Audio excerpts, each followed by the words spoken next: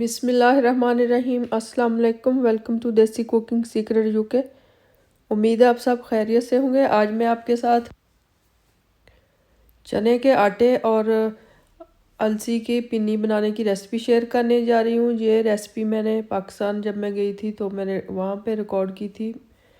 मेरी कज़न ने ये बनाई थी अलसी की पिन्नियाँ और चने के आटे की। तो चले देखते हैं इसको बनाने के लिए हमें किन किन चीज़ों की ज़रूरत है और ये कैसे बनाते हैं।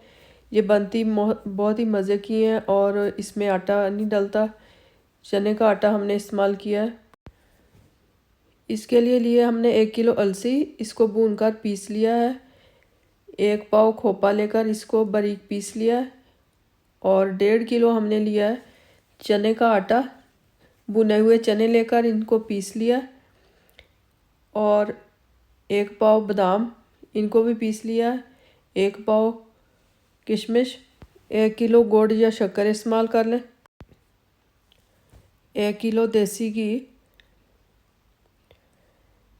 घी जब अच्छी तरह मेल्ट हो जाए तो हम इसमें 8 से 10 इलायची डाल देंगे। इलायची पाउडर डाल दें या इलायची साबुत खोलकर इसमें डाल दें। हमने साबुत डाली है।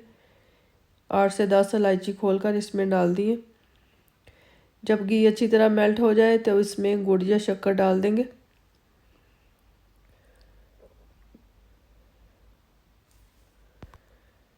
अब गुड़ को या शक्कर को हम अच्छी तरह इसमें मेल्ट कर लेंगे और इसमें हम 1 कप दूध का डालेंगे। पानी नहीं डालेंगे, दूध से पिन्नियाँ थोड़ी नरम बनेंगी। अब ये सारा गुड़ जब अच्छी तरह इसमें डिज़ोल्व हो जाएगा तो बाकी सारी चीज़ें अब हम इसमें मिक्स कर देंगे। अब इसमें चने का आटा, बादाम, खोपा,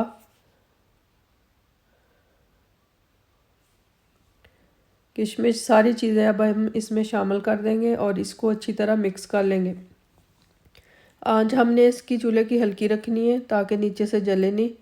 हल्की आंच पे इसको सारी चीज़ों को अच्छी तरह मिक्स कर लेना है।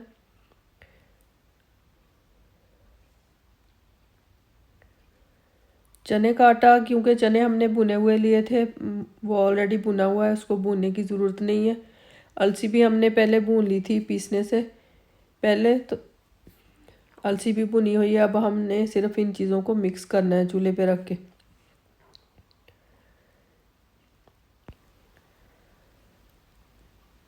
अब ये देखें अच्छी तरह सारी चीज़ें मिक्स हो चुकी हैं। अब चूल्हे से इसको हटा लेंगे। जब थोड़ा ठंडा हो जाए, हाथ लगाने के काबिल हो जाए, तो अब हम इसके लड्डू बना लेंगे।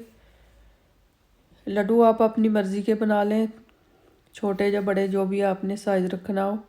इस तरह बनाकर आप इसको एयरटाइट जार में डालकर रख लें ठंडे होने पर। ये देखें लड्डू हमारे तैयार हो चुके हैं। बहुत ही मज़े के थे ये। इसकी रेसिपी ज़रूर ट्राई कीजिएगा, इंशाल्लाह ताला आपको पसंद आएगी। तो फिर मिलते हैं एक नई रेसिपी के साथ।